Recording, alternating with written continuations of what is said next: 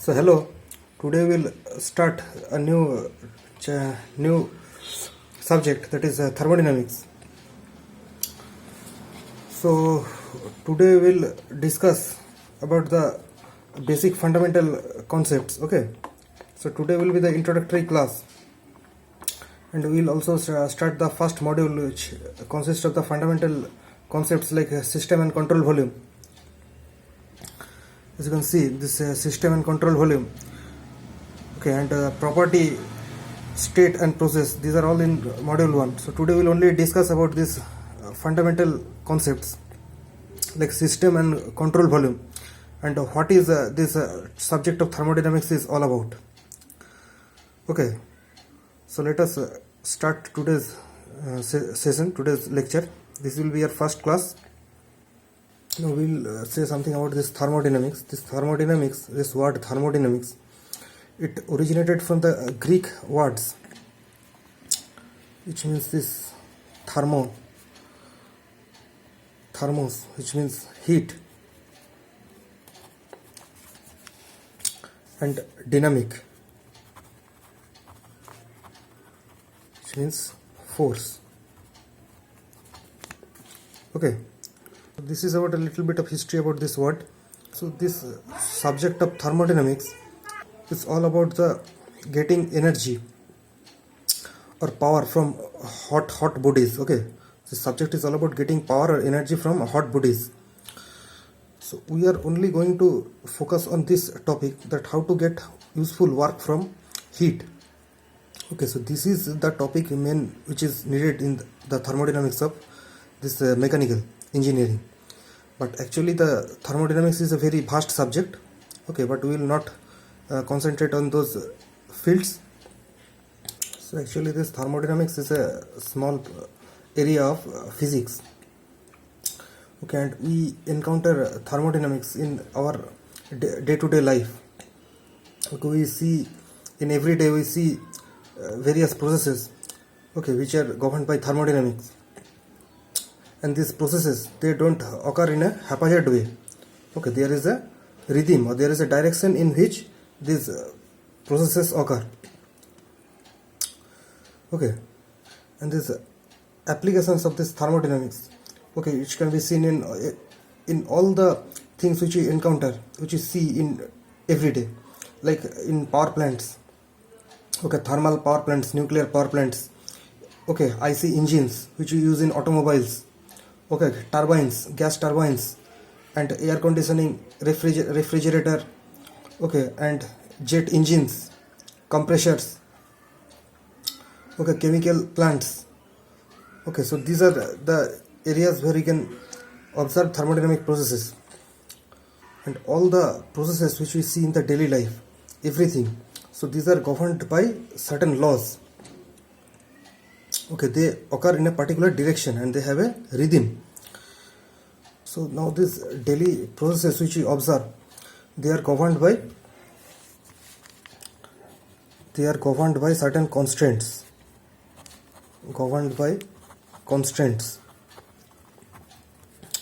Like a water falling from a high elevation to a lower elevation. Okay, and heat that is flowing from high temperature to low temperature. So there are certain processes, okay, which can be reversed, which cannot be reversed. Like the mechanical energy is being converted into intermolecular energy. Okay, suppose we stop a car, so that mechanical kinetic energy is being converted into heat energy. But the reverse of this process is not possible. We cannot convert that heat energy into mechanical energy. But in these cases, there will always be a change in the surroundings, okay, that we may not observe because of the very small change that is occurred in the surroundings. So what we actually mean to say, that all the natural processes which we see, they occur in a particular rhythm. That is, there are some laws which govern these natural processes. So now what are these constraints? As we have said that when a car is being stopped, okay, that mechanical energy is being converted into heat energy. Now ideally, if we consider the principle of conservation of energy, that energy is conserved, then this heat energy can be converted into mechanical energy. It is possible if we keep the system as insulated. If we make the system insulated, then that is possible. But we know that in actually that is not possible. So there are some constraints. So this is a constraint that we cannot convert this mechanical energy into heat. So it is these constraints that we are being concerned about. We'll discuss about these constraints, and this is all about the study of thermodynamics. So with this knowledge, with this knowledge, that definition of thermodynamics we can write as, see over here, this thermodynamics is the basic laws, governing the occurrence of physical processes associated with the transformation of energy, and also establishes the relationship between these various physical processes, physical properties which are being affected by this process. Okay, once again I am saying that thermodynamics is the basic laws which are governing the occurrence of physical processes associated with the transformation of energy, and also establishes the relationship between these physical processes, physical properties, between various physical properties that are affected by these processes. Okay, you can find the various definitions in different books. Okay, so this whole subject of thermodynamics is actually associated with, so this whole study of thermodynamics is associated with the laws of nature, which are based upon the observations, which are based upon our daily observations and experience. Okay, so this thermodynamics can be also said to be the science of energy transfer and its effect on the physical properties of substances. Okay, if we briefly want to define, so for example, that if there is a table, this table, so if this is the thermodynamics, this is the broad idea of thermodynamics, then these legs are the laws, these are the laws which are governing the thermodynamics. These legs are the natural laws. So sometimes we can observe these laws, and sometimes we do not observe these laws. And also we can establish these laws by conducting on experimental basis, by conducting experiments in the laboratory. So another example is that we sometimes grow old. Sometimes not, we grow old. Okay, our hair becomes white. So these are also some of the directional laws. So this is also a part of thermodynamics. Okay. So now in thermodynamics there are two views. One is the macroscopic view.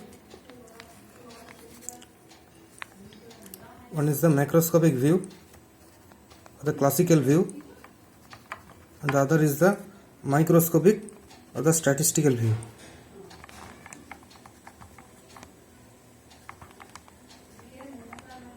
So what we do in macroscopic view? In macroscopic view, we fix our attention to a certain quantity of matter. Certain quantity of matter is considered.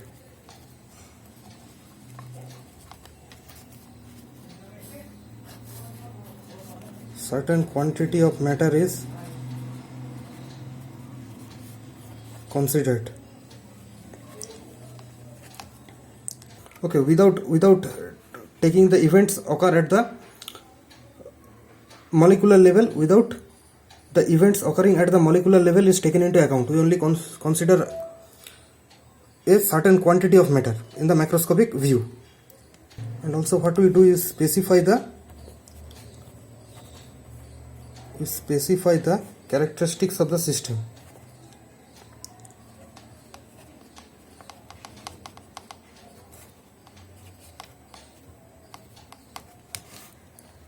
So it is these characteristics, okay, which we will define, okay, in the macroscopic view. And so these characteristics are being affected, okay, with these surroundings, with respect to the surroundings, okay, and these characteristics are being governed by these laws, and these characteristics can be sensed by the human.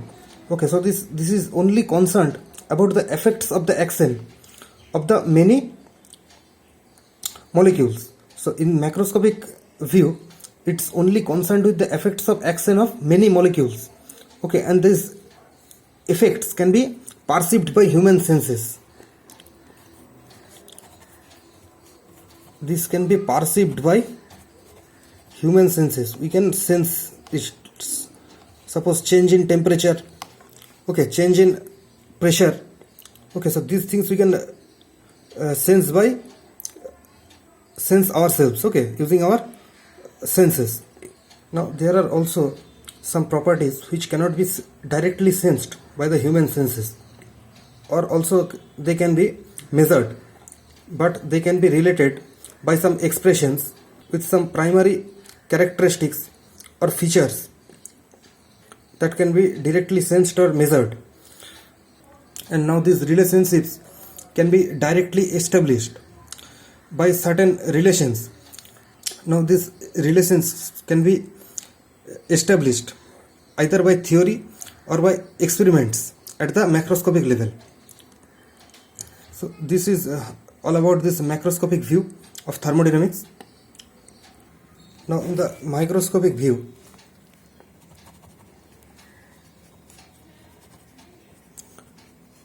okay, the matter is composed of a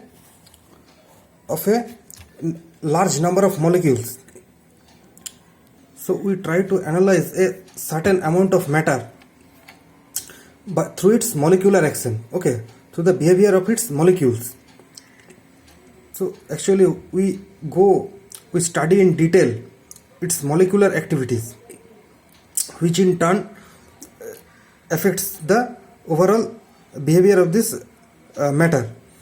So the relationship between macroscopic and microscopic is that the whole behavior of the matter is being described as by the action of the individual molecules. It can be also said that the macroscopic behavior of a particular matter can be looked as an average over a long period of time of a behavior of a large number of microscopic behavior. So the macroscopic behavior can be summed up as a sum total of the microscopic behavior over a period of time.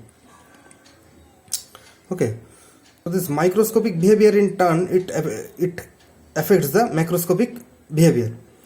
Okay, so this is all about the two types of views. You can study this also in your textbook, okay, in P.K. Nag book of Engineering Thermodynamics. Another thing to be noted is that any change in the microscopic theory has to be calibrated against the macroscopic observations or the macroscopic theory, and it must also describe the macroscopic behavior. For example, you take that pressure, okay, it is a macroscopic quantity, okay. Now this pressure can be directly sensed or measured. Now this what is this molecular explanation of this pressure of a gas? It is that it is the change in momentum. It is the change in momentum over a particular period of time. Okay, due to the collision of the molecules of the gas. So this is how the pressure or a macroscopic quantity can be explained by at its molecular level. Now any change in this macroscopic quantity has to be microscopic theory has to be calibrated with the macroscopic view. So any change in the microscopic behavior has to be explained through its macroscopic behavior. So now, but we will only discuss about classical thermodynamics. Okay, in this course on engineering thermodynamics, we will only confine our view to classical or classical thermodynamics. Okay, the classical view or macroscopic view. So we'll mainly study about how to efficiently use the energy for generating mechanical work, because the fossil fuels are very limited and we must use them efficiently for generating mechanical work or power. Okay, so this is all about this study of thermodynamics for mechanical engineering. This study of thermodynamics, we can get to know that a particular process is feasible or not.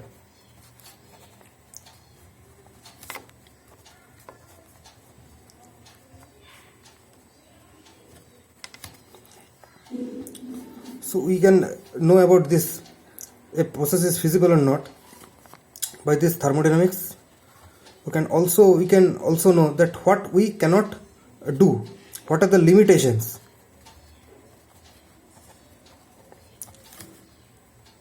Or what we cannot do. Suppose we cannot make an heat engine with 100% efficiency. Okay, so it is not possible, whatever how much we try. Okay, so these are the limitations which also thermodynamics tells us, that it is not possible to make an ideal heat engine. Okay, we'll study these things later. So now let us start some topics that we will discuss in today's class. Okay, the first thing that we will study is about the system. What is the system in thermodynamics? Okay, now this you must have studied in the class 11 and 12th class in physics. Now the system is the small portion, okay, in which we will do the analysis of the thermodynamic problem. So it is the space in which we will do the thermodynamic analysis, and all the thermodynamic laws, they will be applied on this system. Now if we want to define this, what is a system? So the system is the quantity of matter. It is the quantity of matter or region in space,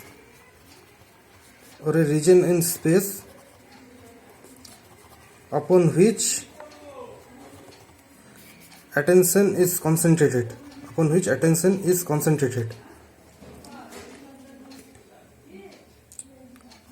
For the analysis of a problem.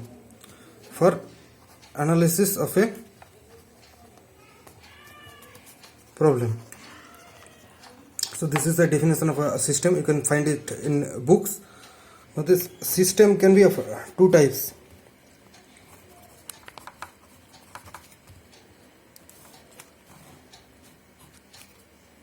One is this control mass system,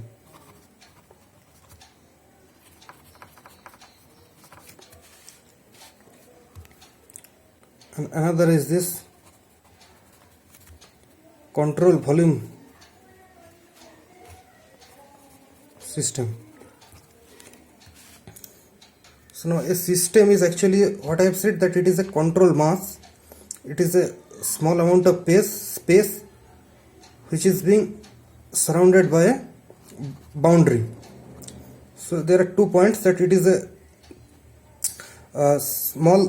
it is a quantity of matter or a region that is being surrounded by a boundary.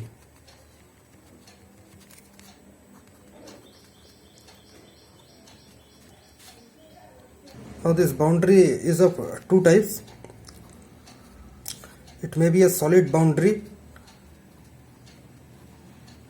or it may not be a solid boundary, that is, it may be an imaginary boundary.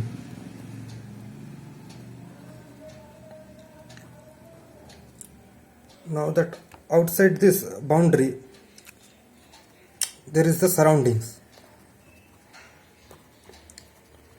The system itself defines the surroundings, that anything that is external to this system is actually this surroundings.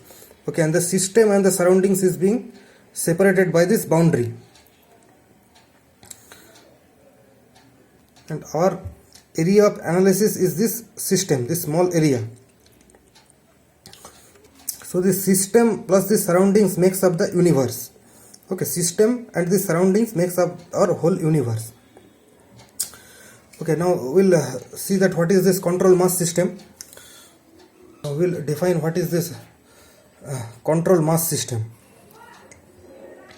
So in the control mass system, the mass, it remains fixed by its quantity, that is mass, and also its identity.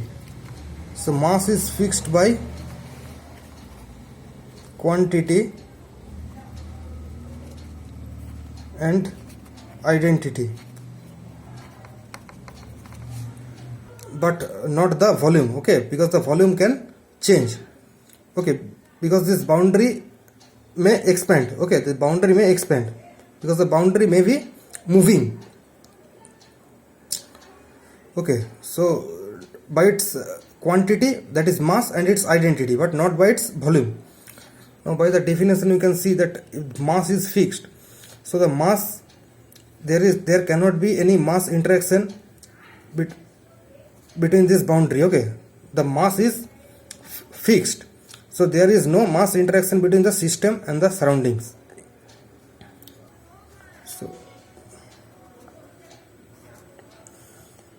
So for the closed system, actually there is no mass transfer between the system and the surroundings. Okay, so mass is constant for a closed system. So this is all about the control mass system. But here also the energy interaction can take place.